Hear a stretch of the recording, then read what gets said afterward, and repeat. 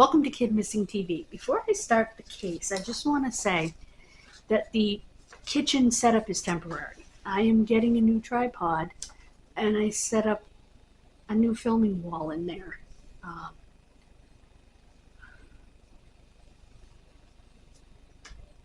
So I'm looking forward to that. But until then, this is the setup that I have.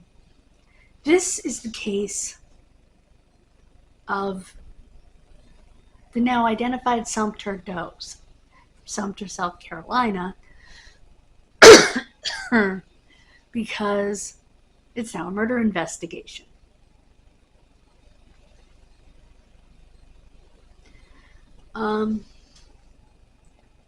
James Paul Freund and Pamela Mae Buckley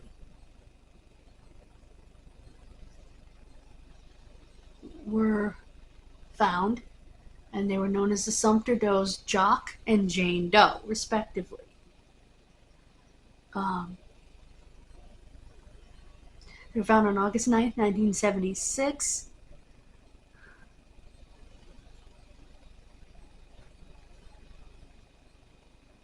It is believed that they traveled a bit based on some of the stuff in their belongings. James had been shot 3 times in the upper chest, and Pamela had been shot in the upper chest and through the neck.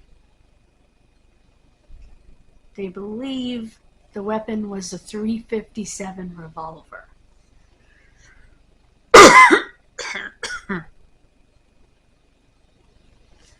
Sumter County Coroner Verna Moore, oh, that name brings back such wonderful memories, continued to work on the case until her retirement in 2009. The victims were unidentified for 45 years.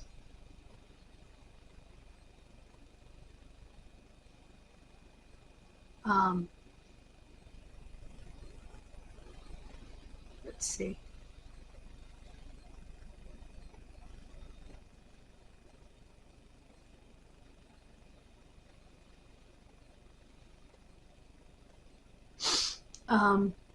Somebody said that they met them, and he said that his name was Jock, and he left his Canadian family with his girlfriend.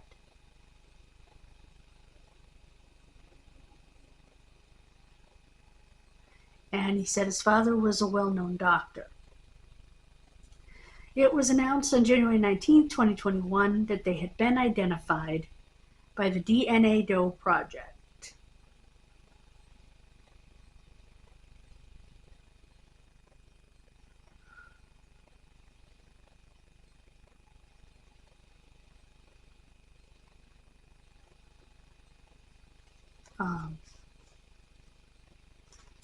They were laid out in a way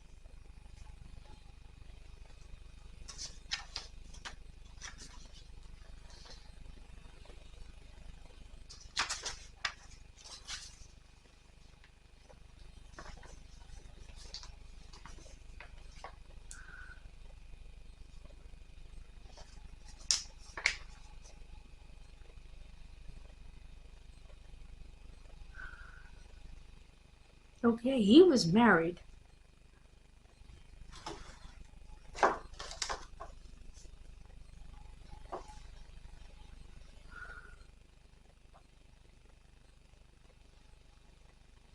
And he was older than they thought, based on his teeth.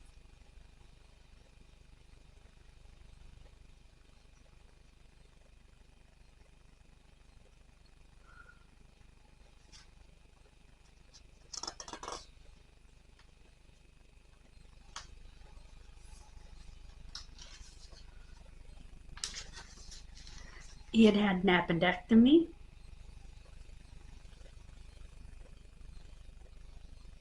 and he had scars on his back and shoulders, which indicated frequent participation in contact sports.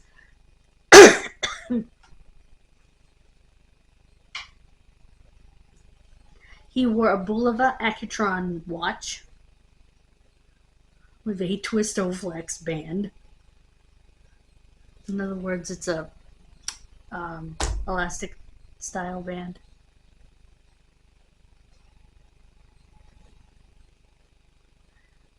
He was wearing Levi's jeans and a red t-shirt. The shirt read, Coors America's Light Beer on the front and Camel Challenger GT Sebring 75 on the back, along with a Snoopy design. This was a promotional item from the Sebring races held in Sebring, Florida in 1975, which was sponsored by Coors Beer.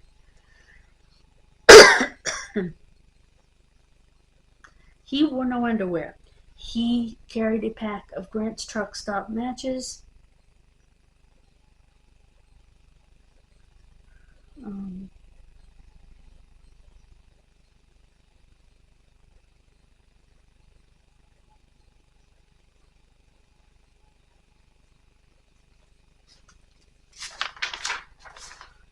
Okay. Oh, they were both married to other people.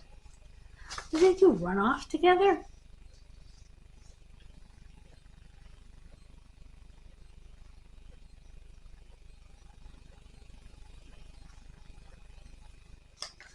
Okay, she was 29 and he was...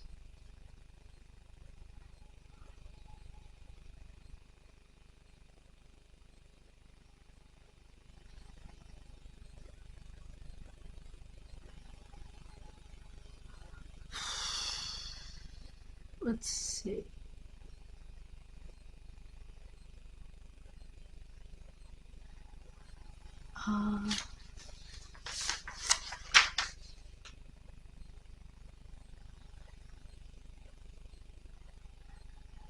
Okay.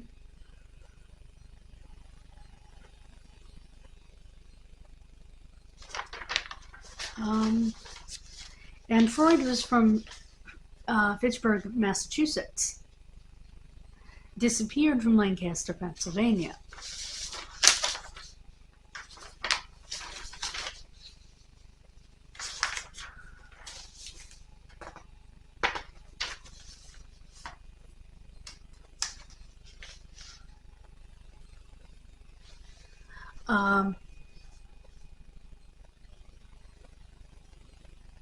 Oh, they were both divorced. My bad. The woman had unusually long, natural eyelashes, and that both victims were clean and well groomed. She had fillings in all of her back teeth, and her front teeth would have appeared straight even if she were to smile. She had no surgical scars, had never been pregnant, and her legs had not been shaved, and no scars were found on her body. She was wearing an unbleached white muslin blouse over a pink front-tying halter top. She wore blue denim cut-off shorts, also called Daisy Dukes. She had a floral print scarf tied around her waist as a belt. She wore stride right wedged heel sandals that were lavender and hot pink in color, and 2 distinctive rings.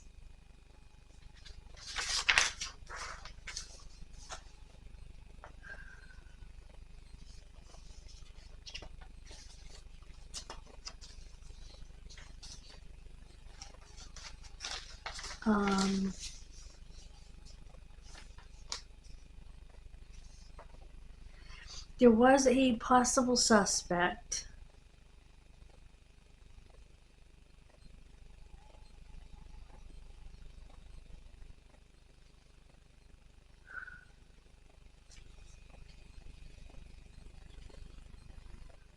A man named Lonnie George Henry was arrested in Latta, South Carolina for driving while intoxicated. He owned a revolver found in his vehicle of the same kind as the murder weapon.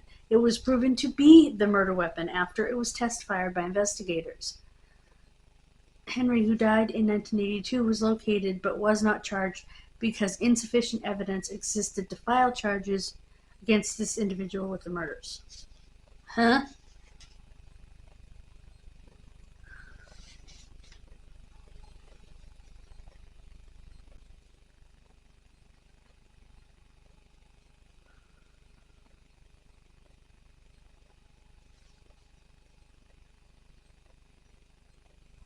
Okay, they met family in Brunswick, Georgia, investigators did, who were thought to possibly be acquaintances of the Jane Doe. Their daughter was missing, and her ex-boyfriend had reported a similarity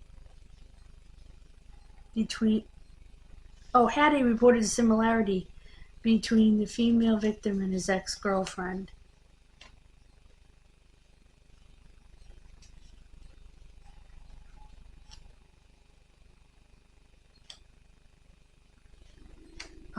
Dental records show they were not a match.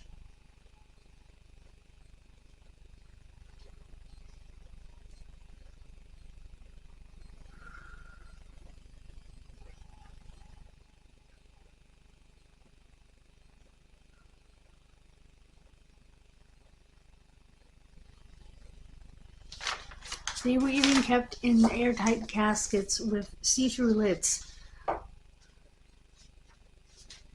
for people to come and look at to try to identify them.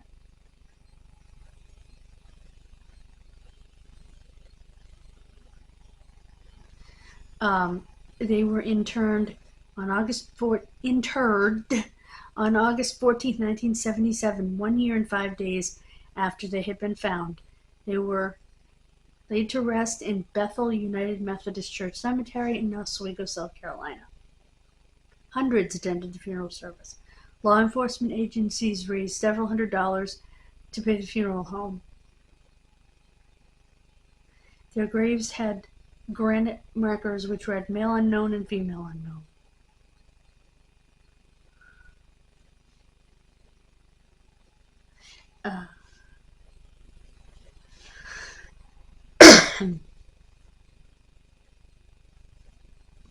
Carl Kopelman did their recreations. They were both exhumed in 2007 to get DNA. And the DNA Node Project had $2,300 donated to fund the extraction of usable DNA, which was done by Astria Forensics, where they used specialized DNA extraction procedure. On October 12, 2020,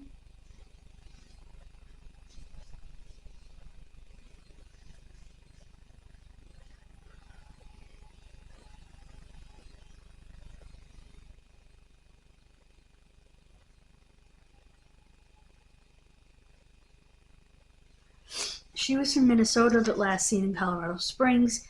He was from Massachusetts and was last seen in Lancaster, Pennsylvania.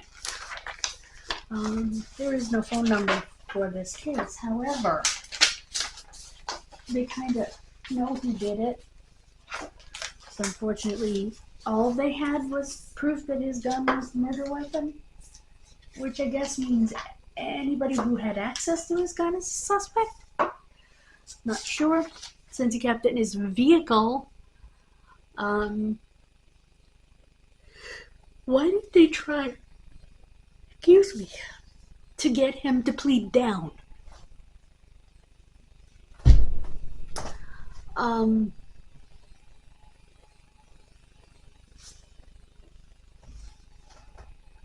Maybe plead self-defense, or just get him to plead down so at least they could solve the case. Anyway, we have one more case to do for this week, and I'll see you for that.